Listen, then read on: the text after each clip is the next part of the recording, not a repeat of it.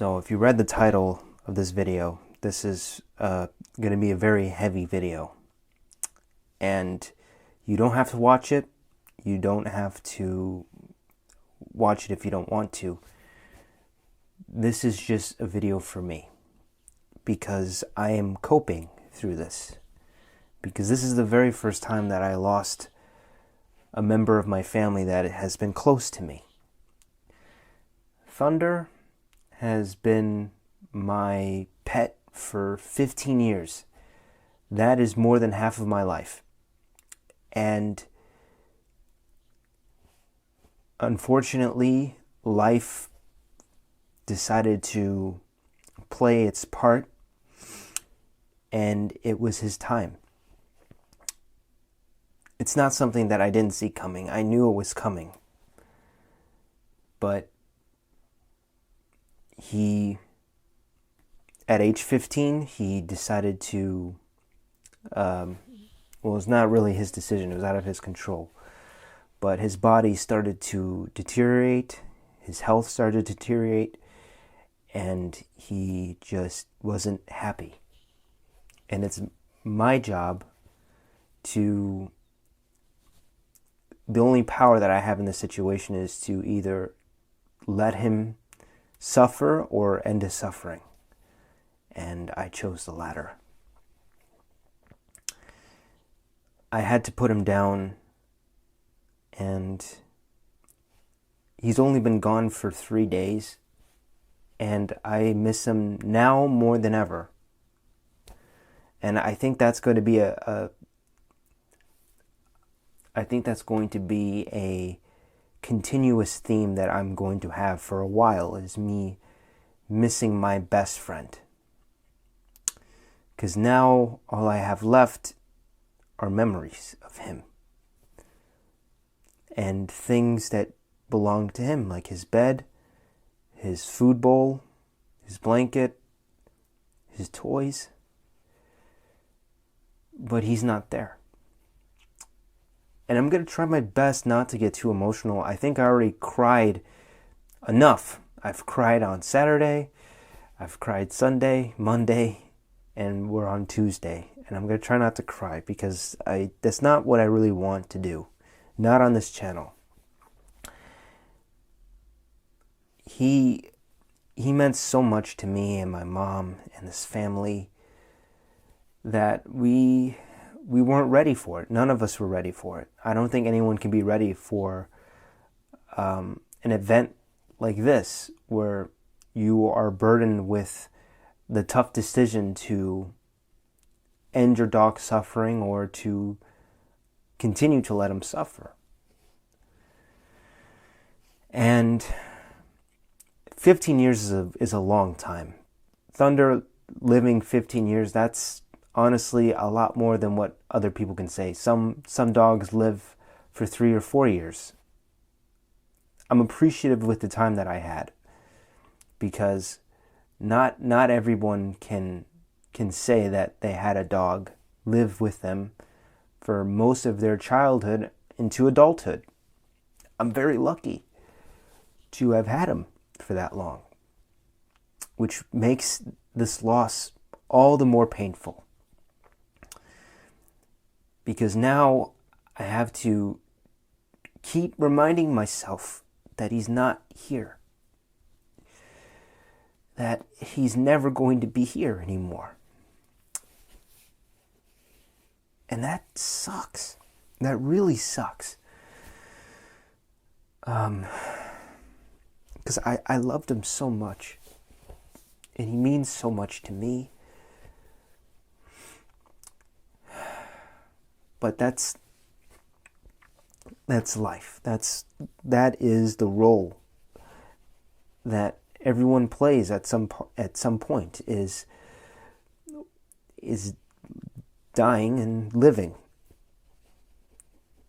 But I miss him so much.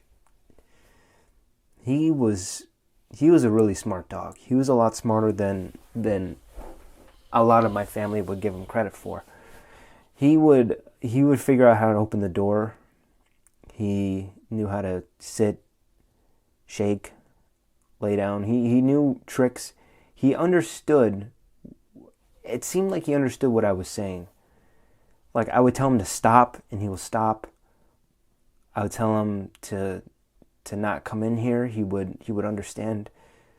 He was pretty smart. He also figured out a way to get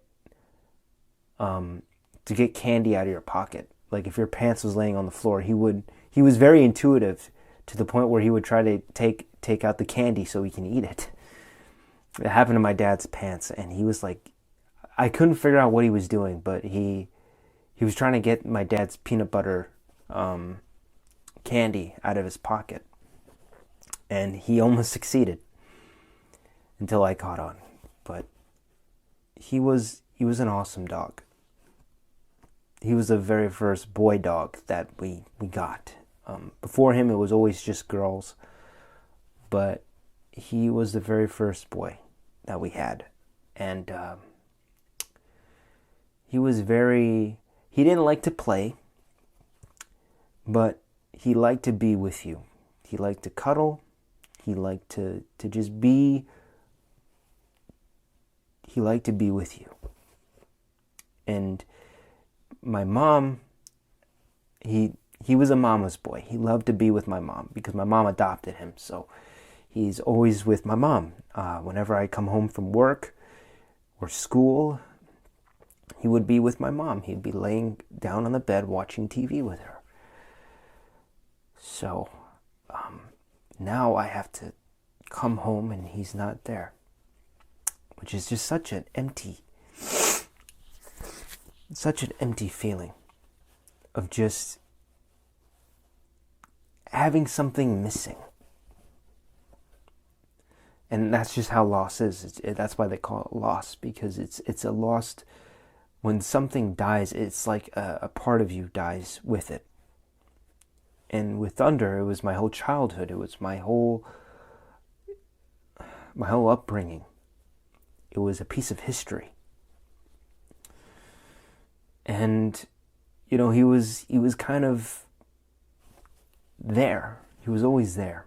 And in some of my videos, you guys would see him. He would be in the background. You can hear his collar jangling. This is also one of the last things that I have from him. And as you can see, his collar is very worn because this was his very first collar. And he always had it. And now, this is unfortunately all that really remains. So I'm still coping. I'm trying to tell myself that it's okay, that I made the right decision, because ultimately it's my responsibility.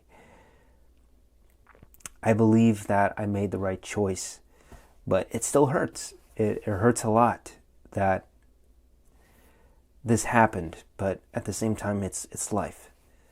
So, unfortunately, I'm in school, so I have to focus on school. I don't really have time to process what happened, or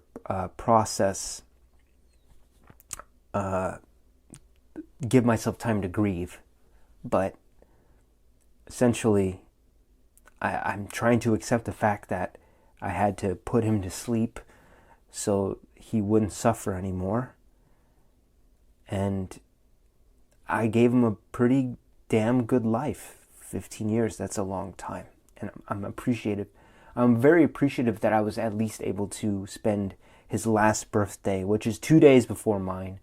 I was happy I was able to spend Christmas with him and New Year's.